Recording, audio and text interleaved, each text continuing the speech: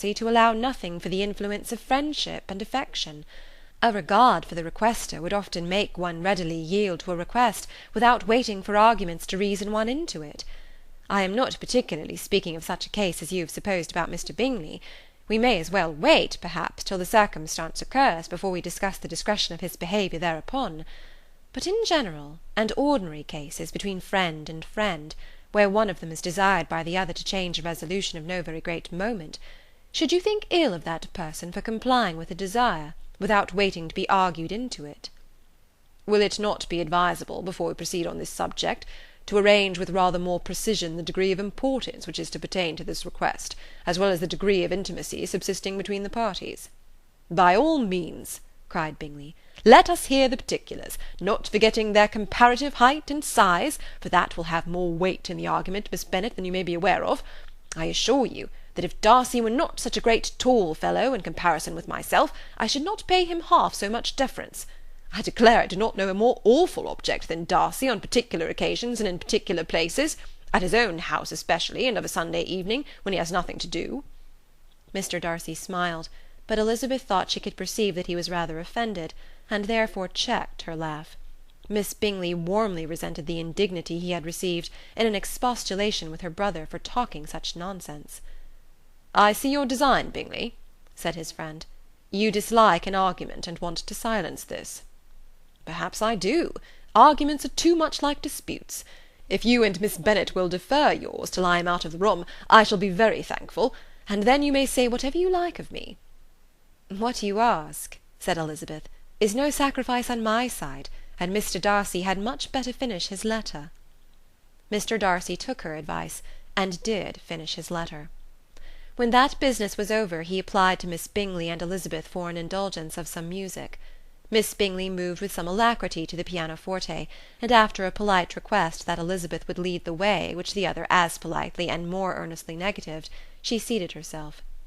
Mrs Hurst sang with her sister, and while they were thus employed, Elizabeth could not help observing, as she turned over some music books that lay on the instrument, how frequently Mr Darcy's eyes were fixed on her.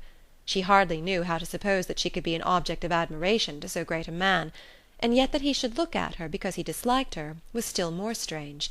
She could only imagine, however, at last, that she drew his notice because there was something more wrong and reprehensible, according to his ideas of right, than in any other person present.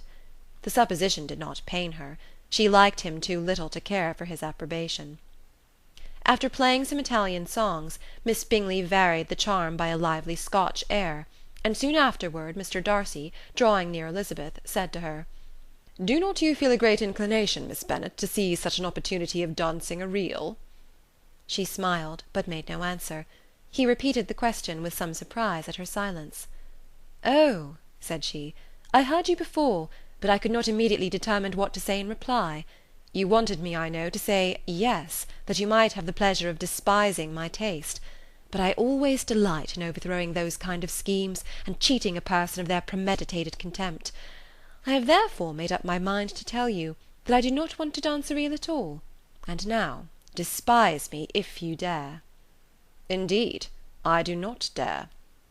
Elizabeth, having rather expected to affront him, was amazed at his gallantry, but there was a mixture of sweetness and archness in her manner which made it difficult for her to affront anybody, and Darcy had never been so bewitched by any woman as he was by her. He really believed that if it were not for the inferiority of her connections, he should be in some danger.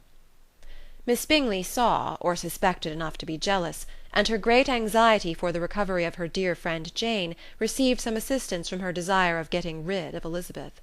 She often tried to provoke Darcy into disliking her guest by talking of their supposed marriage, and planning his happiness in such an alliance. "I hope," said she, as they were walking together in the shrubbery the next day, "you will give your mother-in-law a few hints, when this desirable event takes place, as to the advantage of holding her tongue, and, if you can compass it, do cure the younger girls of running after officers. And, if I may mention so delicate a subject, endeavour to check that little something bordering on conceit and impertinence which your lady possesses." "Have you anything else to propose for my domestic felicity?" Oh, yes, do let the portraits of your uncle and Aunt Phillips be placed in the gallery at Pemberley. Put them next your great-uncle the judge. They are in the same profession, you know, only in different lines. As for your Elizabeth's picture, you must not have it taken, for what painter could do justice to those beautiful eyes? It would not be easy indeed to catch their expression, but their colour and shape, and the eyelashes, so remarkably fine, might be copied. At that moment they were met from another walk by Mrs. Hurst and Elizabeth herself. "I did not know that you intended to walk," said Miss Bingley in some confusion, lest they had been overheard. "You used us abominably ill," answered Mrs. Hurst, "running away without telling us that you were coming out." Then, taking the disengaged arm of Mr. Darcy, she left Elizabeth to walk by herself. The path just admitted three. Mr. Darcy felt their rudeness, and immediately said, "This walk is not wide enough for our party. We had better go into the avenue." But Elizabeth, who had not the least inclination to remain with them, laughingly answered, "No, no, stay where you are. You are charmingly grouped, and appear to uncommon advantage.